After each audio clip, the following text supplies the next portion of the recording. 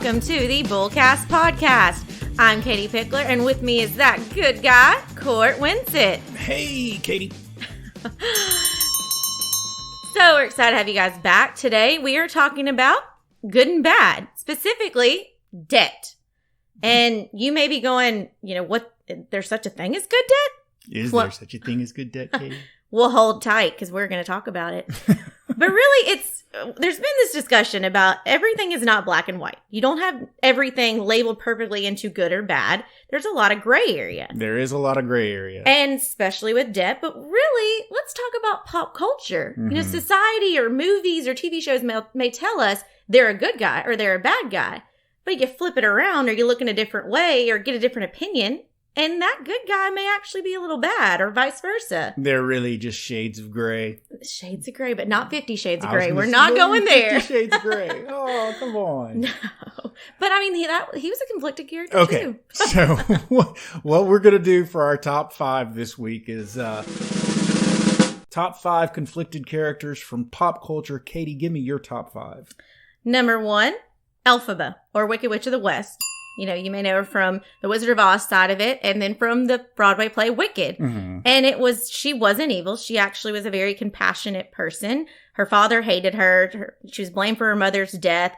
But really, she was an advocate for animal rights. And it was Madame Morgul who was controlling the storyline and telling everybody that she was wicked. But really, Glinda and Oz were just being a little shady. And number 2. You love him? Ferris Bueller from Ferris Bueller's Day Off. Of course, Ferris Bueller is a good guy, though. Oh, I mean, yes, we love him, but he's a little bit of bad guy because he is making the principal's life heck. I mean, he's out of school so much that the principal's now going to be in trouble showing how much he's been out of school. He's lying to his parents. He's, getting his sister in trouble with doing things. He's getting all these people around the community to raise money for him.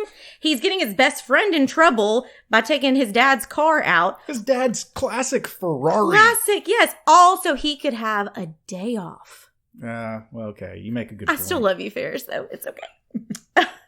Number 3, Maleficent. This is another one that, thankfully, to Hollywood, it helps with the backstory. Okay. So this is a strong example of do not cross a very strong woman because she was heartbroken. Aurora's dad, they were together when she was younger. He cut off her wings and she's just upset with him. And when he becomes king, she cares for Aurora, but she's really just trying to protect the forest and all the other fairies. That's what it is. Number 4, Eric from Billy Madison. No, I'm sorry. Eric is just a jerk. Straight up, Eric is a jerk. We all see it because we love Billy so much, but look at it from Eric's side. He has worked his way up the ladder. He has gotten the degrees. Stepping on the heads of all sorts of other people, surely. But he's obviously a good worker, and that's how he's gotten to where he is in the company. And so all of a sudden, this snot comes in who just happens to have the same blood as, the owner of the company, and he's going to be able to get this if he can just pass high school. I understand why Eric went a little crazy because he should have been the choice. I don't know about that.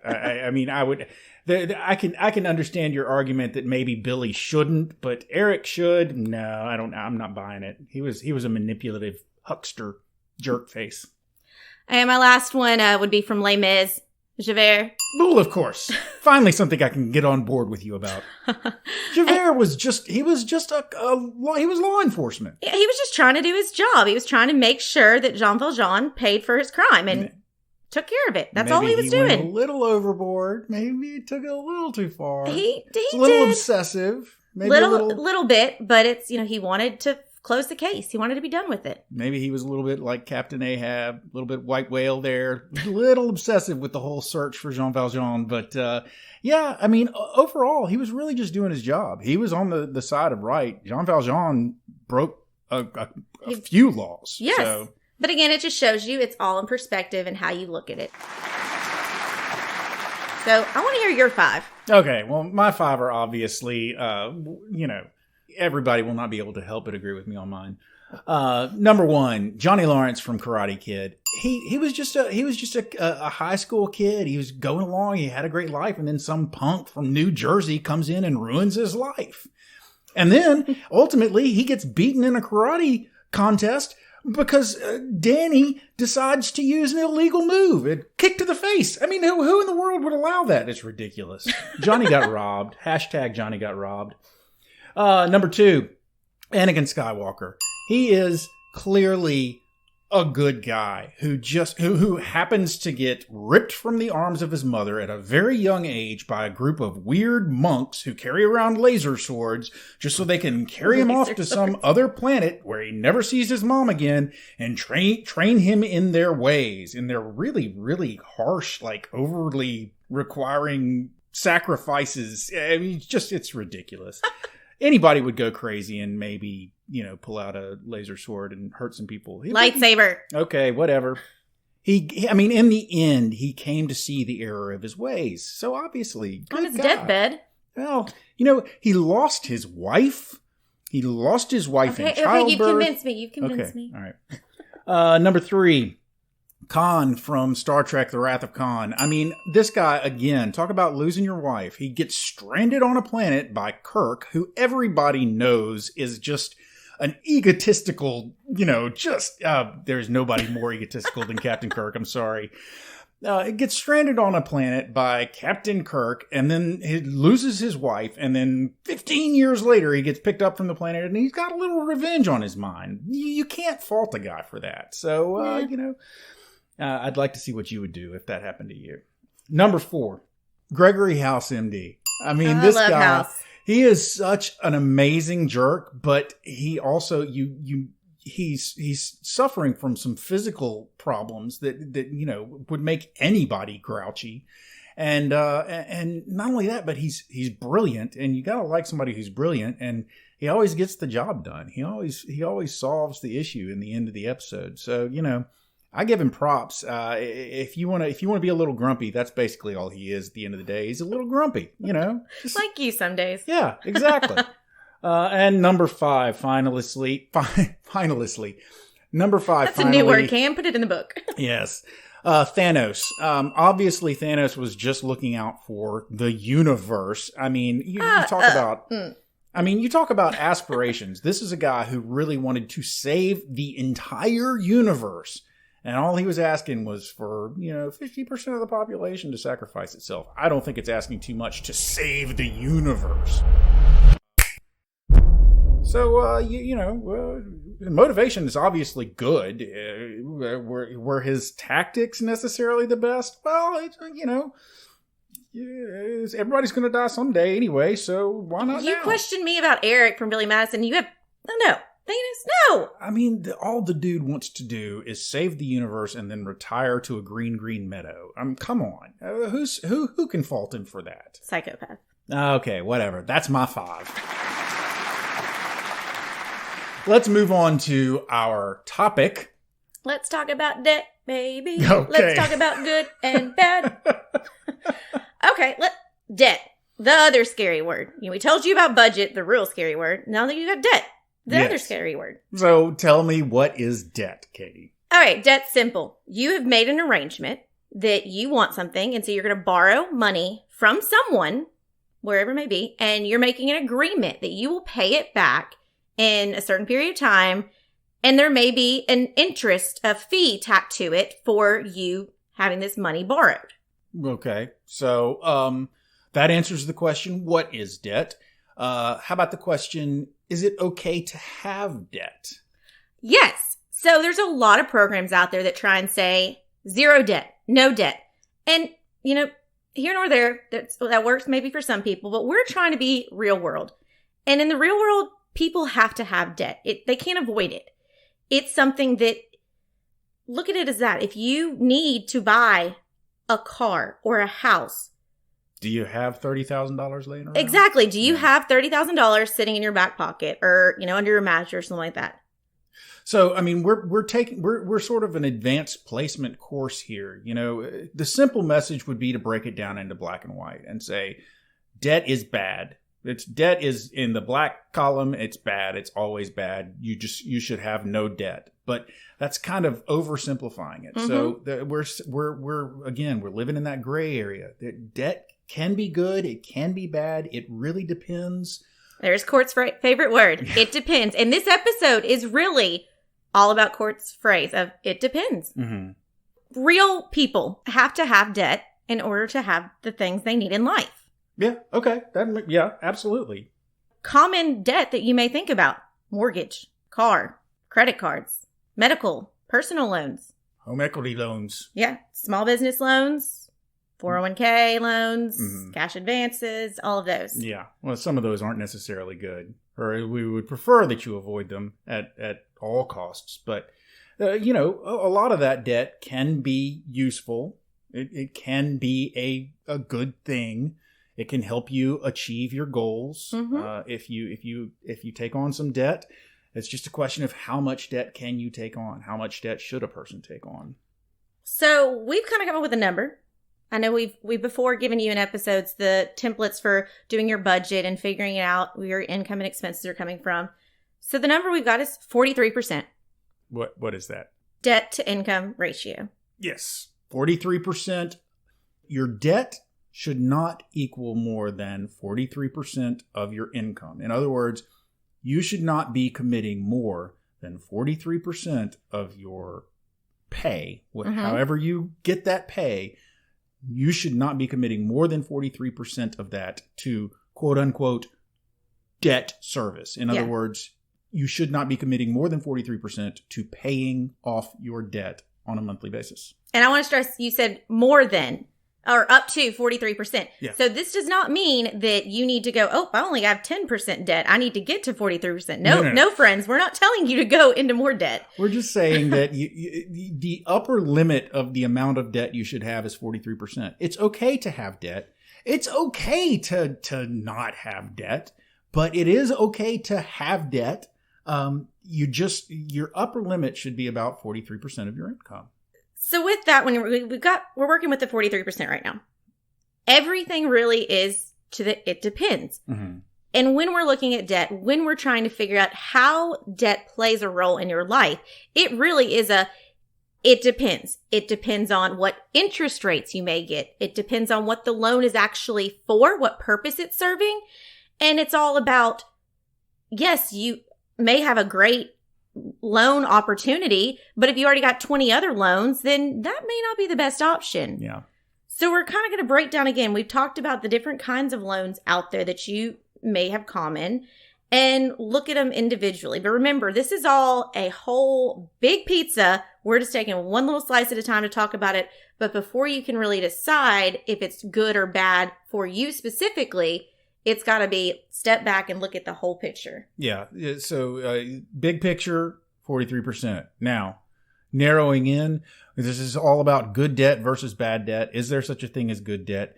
Is there such a thing as bad debt? And we said, well, there's a gray area. It depends. But there are those debts that we say are the ones to be avoided at all costs. The monumental bad debt kind of thing.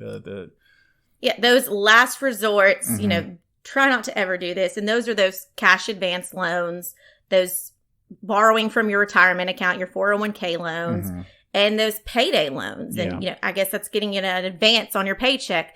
Try and stay away from those loans. Those really are the last resort. So if you're going to one of those check for cash places, or I can't even remember the names of all the places, but you see commercials for them all the time. If you're going to a place like that, they're basically loaning you money on money that you're going to get on your next paycheck, and they're going to charge you an exorbitant amount of interest. And you've already consigned a huge portion of your paycheck, of that income that we talk about, to debt. So you're incurring debt against income you haven't. As soon as you get your paycheck, you're already owing that money to somebody. Yeah. And so much of it is making sure that you have this understanding when you're looking at debt of what your other expenses are, because this is a big piece of it. Now, what about that? We also mentioned the loan against your retirement account. What is that? That is where you can actually, the money you're growing for retirement that you're putting away for when hopefully one day you retire, you've got the option to take a loan from that, but then you've got to pay it back. It's a loan. Mm-hmm. And so while that's your money, you're hurting yourself because that money can't grow then. That is not in there for you to grow to have that nest egg when you retire. And you're going to have to put in way more money to get back to the point where you were before you took out the loan, then to make up the difference of the loss. Yeah, absolutely. So the first loan a lot of people, I think, immediately think about is buying a house. And so much of it is when you go actually talk to a banker, and we're going to do an episode all about house buying, but they want to know your debt to income ratio, and which we talked about. And that is where you look at this house, figure out what you want, figure out what works for your family. But rule of thumb, no more than 36% of your monthly gross income should be your mortgage. Well, that's almost all the 43% right there. You're getting smart over there. Yes. So looking at that, jumping ahead, it's if you've got a mortgage at 36% and you're using all the way up to that, then you don't have much left for other debt. So everything that we're saying is up to 36%. You don't have to max it out. You don't have to max out the maximum allowable debt that you could possibly afford and that banks would possibly allow you to have. If you can live in a house and a house meets your needs that is not going to put you that far into debt, then obviously by far you get a little less house. Exactly. That's how it changes from, mortgage debt being good or bad. It's a good debt if it's a house in your means and it's something that you can afford and it fits into your budget. Interest rates. Don't forget interest rates. Exactly. All of it plays in. It's all about your interest rates and what it is and that you can lock in that great rate. But it's going to be bad if you've got a terrible interest rate or if you're buying a house that is way more than you can afford. That's where it kind of turns bad on you. But again, it's looking at the whole picture. Next one would be car loans. A lot of people hate car loans. They do. And everybody has this mentality of like, get rid of it. I don't want a car loan at all. But again, this one is something, it's very much, good or bad. Well, why do people first, what's bad about a car loan? So it's a depreciating asset. What does that mean? So it means that it's going down in value. So when you hold a house, a lot of times you may see that your value's gone up because there's a school that's been built near your house. And so it's adding more value, or you've done some home improvements that made it more valuable. I don't care what you do. If you put a new scent in your car or you put a new CD in or whatever it may be, you're never going, I don't know, made it smell better. I put air freshener in. My car value's going up. I wash it every day. It doesn't matter. For the exception of like crazy classic cars, your car, as soon as you drive it off that lot, it's a depreciating value. It just goes down. Okay. It will never be as valuable as the day you bought it. So people don't want to buy that new car and take out that auto loan because you're taking out debt against something that's going to drop in value the second you drive it off the lot. Does that make sense then? Well, the thing is, most all of us, unless you live in a city that is predominantly walking, you need a car. You need a car to get to work, to take your family, take kids to school, whatever it may be. You need this. And so that's where it's, looking at it in a different way that, yes, getting a loan on a car is something that you hate to do because it is a depreciating asset, but it's something that you need. Again, get the Subaru, don't get the, Mercedes, the Porsche, something like that. Right. Get a car that's within your means, that works for you. And the biggest thing is the interest rate. And there are a lot of other things you can take into consideration to sort of help mitigate that issue about it being a depreciating asset. You can find cars that hold their value better. So do your research. You don't have to start with a new car. You can start with a used car where a lot of that loss of value from just driving it off the lot is already, somebody else has already taken that hit. Yeah. So if you can find a used car at a good price that really holds its value and you can get a good interest rate, then it makes sense for you to get that vehicle if it's within your means. And if it doesn't exceed that 20%, we said? 20% is what we want for cars. Okay, 20% of your monthly income maximum. Yep, max. Doesn't exceed that. And you consider the fact that this car is going to help you be able to live your life, help you be able to work and earn money. It might be a good decision for you. Well, and also a lot of times, I know right now especially, there's a lot of car places that are offering 0% financing for up to a period of time. why would you take money that's your capital that you have?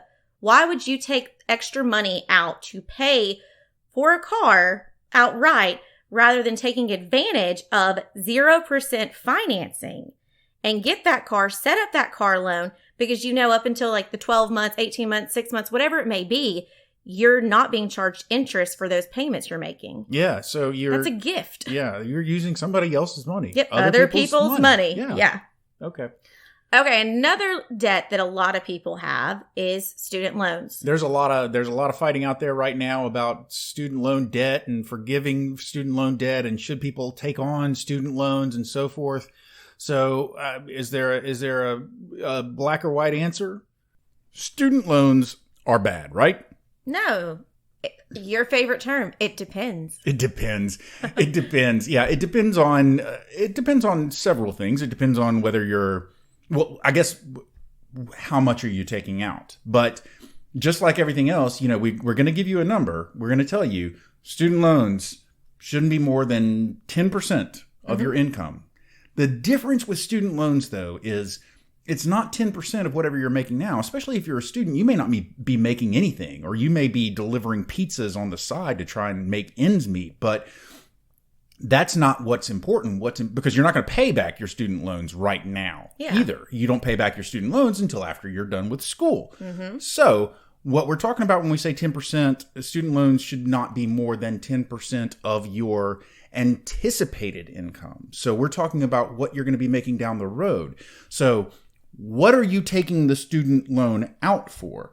You're taking it out so you can go to school, so you can become blank. Mm-hmm. And the answer to that blank, that whatever you're going to put in that blank, that will tell you how much money you should be borrowing for your student loans, because you can say, well, I want to be a doctor, so I have to go to undergraduate and major in biology, and then I have to go to med school, and then I will get out and I will be a doctor and I will make X amount of money. It's that X amount of money down the road 8 years from now or 10 years from now, after you do your residency and a fellowship and so on and so forth. That's the income that you want to look at to figure out, this is how much I can take out in student loans now, because this is how much I'll be able to pay later. So it's, you approach it a little differently than you do your mortgage or your car loan, right? Yeah, absolutely. Those are, you're looking at right now, but remember, student loans is looking at future. Yeah. Yeah. So, I mean, we talked earlier when we talked about, okay, it's okay to take out a loan if you're going to buy a car, if the car is going to help you work and earn money. Mm-hmm. We gave you the guidelines for how you can decide, but the student loan is kind of the same thing. If you're taking out a student loan because you're going to get a degree that's going to help you earn money down the road, then you're taking out a loan that's going to help you in the future. And so it's okay to do that. Now, one of the reasons that student loans are getting such a bad rap is because kids go off to Harvard and major in underwater basket weaving. Yep. And, that's not a good, if you go to Harvard and you are a philosophy major at Harvard, you're going to get a first rate. Believe me, I know somebody who graduated from Harvard with a philosophy degree, and they are brilliant and they got a first rate philosophy education. But you really need to look at the whole picture. And so, we started this whole student loan part about your favorite phrase of it depends. We're going to end it with mine of make sure the juice is worth the squeeze. So make sure before you take those student loans out that you've done your research. You've figured out what the career path is, what that future money could be with this education you're getting, and make sure that it all adds up, that what you're putting yourself into debt right now, you're going to be able to handle when you get out of school. Yeah. We've taken 36% for our house, 20% for our car, 10% for our student loans. We're at 66%. 66. So obviously, that's a lot more than 43%. So each one of those numbers that we gave you is the maximum level of debt for that particular type of loan that we recommend. But obviously, if you're taking 36% of your income and putting that towards your mortgage, then you can't take 20% toward a car and 10% towards student loan debt, because you've already got most of your 43% taken up. Well, yeah, and the thing is those were just 3. Yeah, so we haven't even talked about that. There are some those are mortgage especially is probably like, if there's really such a thing as good debt, then, mortgage is a good debt.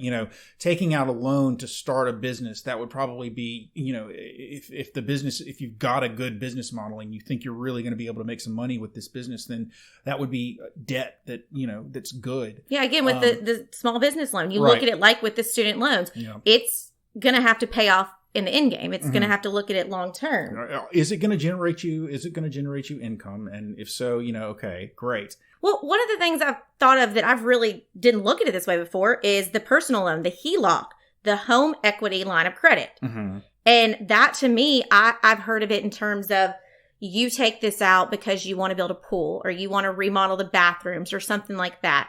And so again, it could be good if it's building value to your house. Or, if you're trying to put like a basketball court in your basement or something, that maybe look at it a little bit.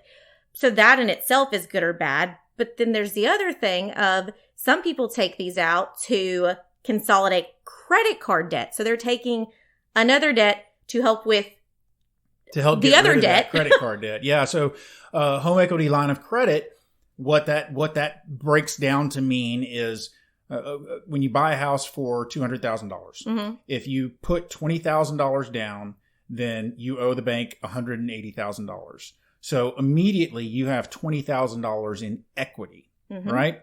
So you've got the mortgage for $180,000. If you could potentially go to a bank and say, I would like a home equity line of credit. And they say, okay, how much equity do you have? And you say, I've got $20,000. And they say, okay, well, we'll give you a loan for $10,000. Mm-hmm. So that they are secured against that equity that you have.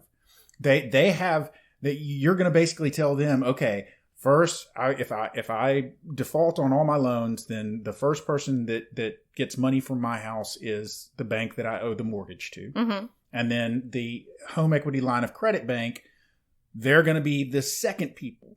So they're going to come in. The banks are going to come in. I can't pay you guys. I'm sorry. They're going to come in. They're going to say, okay, well, we're going to take your house and sell it. And then we're going to use the money that we get to pay off our mortgage that you owe us. And then the home equity line of credit guys are going to go, and we're going to use whatever's left over to pay off the money that you owe us from your HELOC. Yeah. So, that's why it's called a home equity line of credit, because it's based on how much equity you have in your house. Yeah. I wanted to throw that out there, because a HELOC, or even saying something like equity line of credit, is really kind of jargony. So I might have gotten a little too much in the weeds, but hey. No, and I mean, it kind of gives you revolving credit, which we usually hear mm-hmm. that term around credit cards, but it's where you've got that money that you can use, that you pre-set up with the bank to have this. But again, is it good or bad based on how it fits in with you? Mm-hmm. It's a good tool to have if you do have these projects you need that money to help with.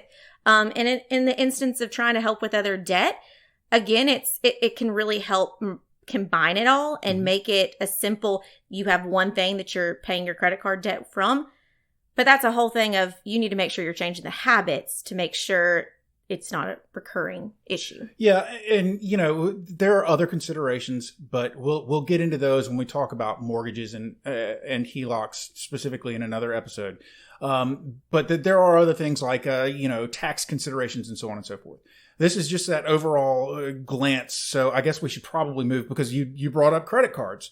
And before we talk, I guess we love slamming on credit cards. So before we talk about credit cards, let's talk about one other major kind of debt that people encounter. And that's medical debt. Oh, yeah. And, you want to talk about a debt that you just can't help but take on. Mm-hmm. Everything else in your life you might be able to plan for, but you can't plan for medical. You can't plan for medical. You don't know what's going to happen. And unfortunately, that is a debt that, it's unfortunate that it happened, but it's something you do have to deal with. If somebody gets really sick or anything like that, you have to take on those medical bills to make sure that you're still able to pay your bills and you're not negatively affected, that you set up some kind of program that you will pay these back over time. Yeah. And so I guess the main reason that I bring that up is because, again, it sort of reinforces the idea that this isn't black and white. Debt isn't always good. It isn't always going to be for a great reason.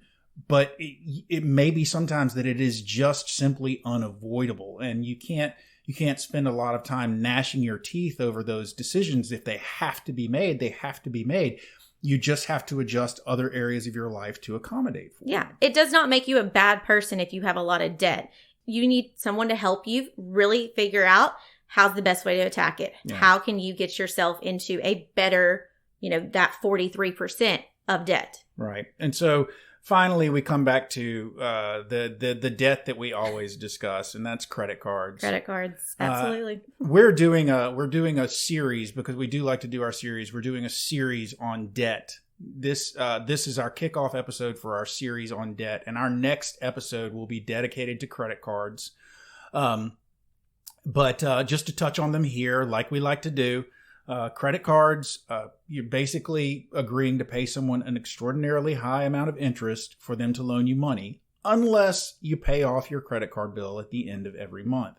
And so if you're taking on a debt, theoretically, you're taking on a debt. If you use a credit card to buy something, you're taking on a debt. But as long as you pay it off within the month that you've used the credit card to take on that debt, you don't owe any interest. Mm-hmm. If you don't pay it off at the end of that month, you're going to owe a lot of interest. And so again, a credit card can be a good debt if you're paying it off. Yeah, if But you're it on can top be of it. if it can be a bad debt if you're not paying it off. And there's another element of credit card that we touched on earlier that we said avoid at all costs, and that's that cash advance element. Yeah. There are also, credit card companies have all sorts of hidden fees, usually a higher interest rate on cash advances. A lot of times cash advance will be the last thing they let you pay off if you're if you're trying to pay your credit card off. So that's a debt that we really, really encourage you to avoid. Well, I think we've given everybody a little bit of a taste of everything, haven't we? I mean, I'm sure there are some debts that we haven't covered, but that's for a starter of a series of debt related episodes. This is a good place to end. Yeah. So that covers our topic for the day. Let's move on to our bullseye. My bullseye is going to be, debt, good, bad. It's depending on how you use it. And even those that you may think are good, too much good can be a bad thing. And it's all about looking at the whole picture, taking a total look at your life, what these debts are. Are you using it for the right reason? How does it fit in? And making sure you're kind of trying to stay around that nice percentage we want to be at. Okay. That's your bullseye. Well, I guess for my bullseye, what I'll just say is to sort of try and boil it down to its essential. If there's an answer to the question of our episode, is there such a thing as good debt? What is good debt? What is bad debt? And how do you answer that question? The answer is, ask yourself this: is the cost of financing whatever it is you're going to finance worth whatever it is you're going to get from that thing that you have financed? Brilliant. Is it worth it? Is what you're going to get from your degree in medicine worth the amount that you're going to have to pay off the debt and pay off the interest of that debt to get that degree? Mm-hmm. Or is it worth it with a car? Or is it worth it? Is it worth it? Look at the future. Don't just look at what you can afford right now. Look at what it's going to get you over the course of time. Mm-hmm. And is it worth it down the road to do it now? And then obviously always keep that 43% in mind. Yes. No more than up to, that doesn't mean you have to max yourself out, but no more than that 43% for all of your debt, if you can help it. Ladies and gentlemen, you've made it to the end of yet another episode of the Bullcast podcast. If you enjoyed yourself and you haven't subscribed yet, please go to your favorite subscription service and subscribe. If you'd like to find out more about Katie and more about me, find out more about our podcast, you can go to our podcast website at bullcastpodcast.com. Leave us a comment there. Suggest an episode topic if you have something you'd like to hear about. We'd love to hear from you.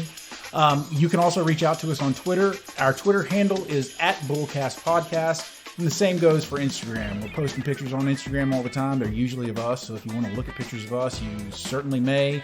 That's at Bullcast Podcast as well. And finally, Katie and I mention on occasion that we work at a place called Pickler Wealth Advisors. You can find out more about Pickler Wealth Advisors at the site picklerwealthadvisors.com. That's advisors with an O. That should give you plenty to do for the time being. So for now, I'm Cort. I'm Katie. And that's all she wrote.